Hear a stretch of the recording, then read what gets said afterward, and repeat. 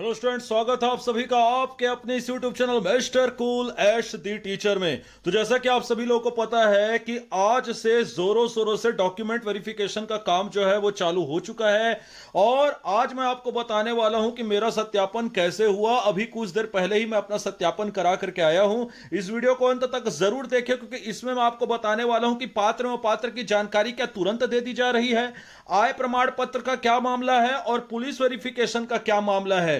तो कोई भी चीज अगर आपको डाउट है तो सारी चीजें क्लियर हो जाएगी क्योंकि मैं वहां पे खुद लाइव प्रेजेंट होकर के आया हूं।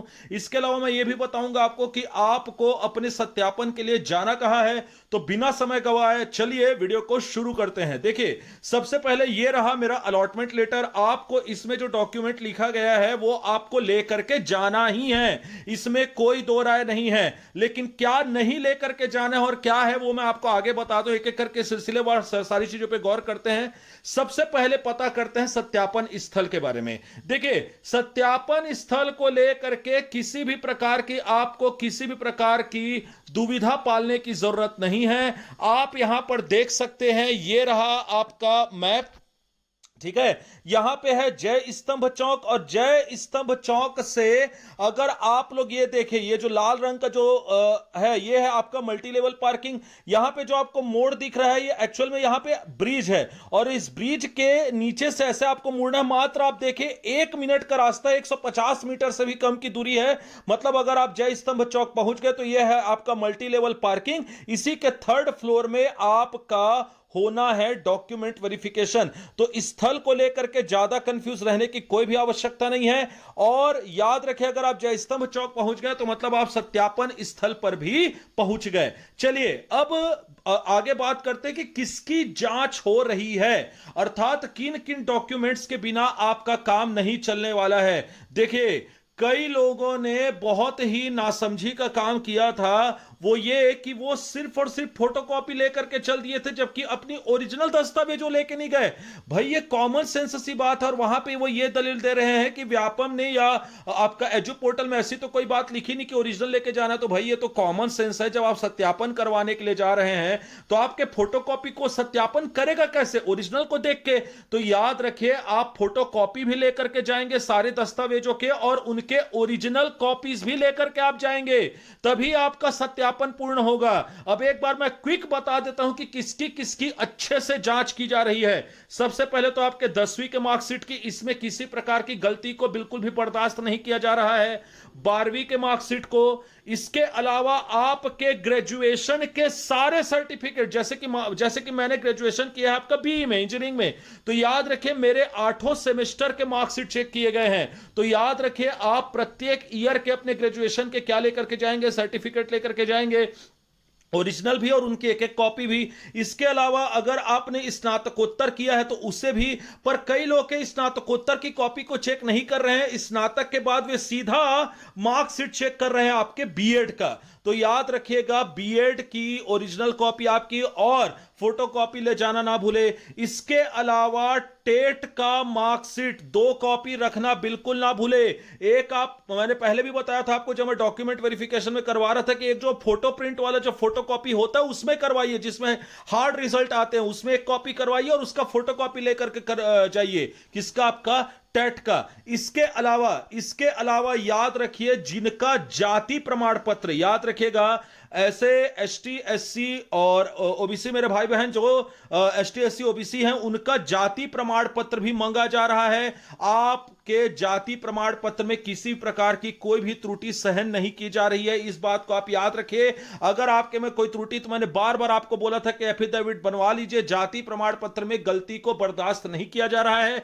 सेम वही हाल है निवास प्रमाण पत्र का। निवास प्रमाण पत्र को भी बहुत अच्छे तरीके से चेक किया जा रहा है। इसके अलावा आपका आधार कार्ड और नॉन क्रीमी लेयर के लिए क्या है वो मैं आपको आगे बताता हूं, आय प्रमाण पत्र का मामला। तो देखिए, अभी तक मैंने आपको बताया कि क्या रखे बिना आपका काम नहीं चलेगा, और वो है 10th का मार्कशीट, 12th का मार्कशीट, आपके ग्रेजुएशन के प्रत्येक वर्ष के मार्कशीट, इसके अलावा आपका बीएड का मार्कशीट और आपका टेट का अंक पत्रिका, जो टेट की आपकी मार्कशीट है वो, ठीक है, तो याद रखिए 10वीं 12वीं ग्रेजुएशन बीएड और आपका क्या बोला मैंने, टेट, इसके अलावा जाति प्रमाण पत्र और आपका निवास प्रमाण पत्र। याद रखिए ये बहुत ही इंपॉर्टेंट चीज है जिसे आपको ले जाना नहीं भूलना है, ओरिजिनल कॉपी भी और इनकी फोटो कॉपीज भी। अब बात करते हैं हम आय प्रमाण पत्र के बारे में। जी हां, सबसे पहले मैं आय प्रमाण पत्र के बारे में बता देता हूं कि क्या आय प्रमाण पत्र हेतु समय दिया जा रहा है या नहीं। तो याद रखिए जो लोग आय प्रमाण पत्र लेकर के गए थे, चाहे वो कितना भी पुराना हो, ऐसा बोला जा रहा था, मैंने भी बताया था कुछ लोगों की भाई 6 महीने में आय प्रमाण पत्र एक्सपायर हो जाता है, पर याद रखिए इस वाले केस में क्या किया गया है, आय प्रमाण पत्र भले ही 6 महीने से ज्यादा ही पुराना क्यों हो या फिर आपने कल ही क्यों ना बनवाया हो, उसे एक्सेप्ट किया जा रहा है। इसके अलावा एक और बात आप लोग को ध्यान रखनी है कि आय प्रमाण पत्र बनाने के लिए समय दिया जा रहा है, आय प्रमाण पत्र को गंभीरता से चेक नहीं किया जा रहा है। तो यह नॉन क्रीमी लेयर मेरे भाई बहनों के लिए बहुत अच्छी खुशखबरी है कि आय प्रमाण पत्र के लिए आपको ज्यादा टेंशन लेने की जरूरत नहीं। हां, लेकिन अभी अगर आपके पास समय है तो बनवा लीजिए, लेकिन आय प्रमाण पत्र बनवाने के लिए समय यहां पर दिया जा रहा है। अब बात करते हैं मच अवेटेड पुलिस वेरिफिकेशन।